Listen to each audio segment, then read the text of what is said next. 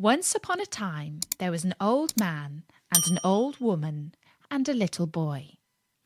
One morning, the old woman made some gingerbread in the shape of a man. She added icing for his hair and clothes, and little blobs of dough for his nose and eyes. When she put him in the oven to bake, she said to the little boy, "You watch the gingerbread man, while your grandfather and I go out and work in the garden." So the old man and the old woman went out and began to dig potatoes, and left the little boy to tend the oven. And he started to daydream, and didn't watch it all the time. And all of a sudden he heard a noise, and he looked up, and the oven door popped open, and out of the oven jumped the gingerbread man, and went rolling along end over end toward the open door of the house. The little boy ran after him as fast as he could manage, crying out to his grandparents, who heard the noise and threw down their spades in the garden and gave chase too. But the gingerbread man outran all three a long way and was soon out of sight, while they had to sit down all out of breath on a bank to rest. On went the gingerbread man, and by he came to two men digging a well, who looked up from their work and called out, "Where are ye going, gingerbread man?" he said. "I've outrun an old man and an old woman and a little boy, and I can outrun you too." "You can you? We'll see about that," said they, and they threw down their picks and ran after him, but couldn't catch up with him, and soon they had to sit down by the roadside to rest. On ran the gingerbread man, and by he came to two men digging a ditch. "Where are you going, gingerbread man?" said they. He said, "I've outrun an old man and an old woman and a little boy and two well diggers, and I can outrun you too." "You can you? We'll see about that," said they, and they threw down their spades and ran after him too. But the gingerbread man soon outstripped them also, and seeing that they could never catch him, they gave up the chase and sat down to rest. On went the gingerbread man, and by he came to a bear. The bear said, "Where are you going, gingerbread man?" he said.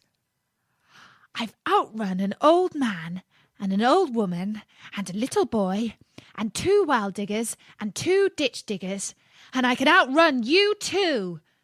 "Oh, you can you?" growled the bear. "We'll see about that," and trotted as fast as his legs could carry him after the gingerbread man, who never stopped to look behind him. Before long, the bear was left so far behind that he thought he might as well give up the hunt sooner rather than later. So he stretched himself out by the roadside to rest. On went the gingerbread man, and by he came to a wolf. The wolf said, "Where are you going, gingerbread man?" "I've outrun an old man and an old woman and a little boy and two well diggers and two ditch diggers and a bear, and I can outrun you too." "You can you?" snarled the wolf. "We'll see about that." And he set into a gallop after the gingerbread man, who went on and on so fast that the wolf too saw there was no hope of overtaking him, and he too lay down to rest. On went the gingerbread man, and by he came to a fox that lay quietly in a corner of the fence. The fox called out in a sharp voice, but without getting up. "Where are you going, gingerbread man?" he said. I've outrun an old man and an old woman and a little boy and 2 well-diggers and 2 ditch-diggers and a bear and a wolf, and I can outrun you too." The fox said, "I can't quite hear you, Gingerbread Man. Won't you come a little closer?" turning his head a little to one side.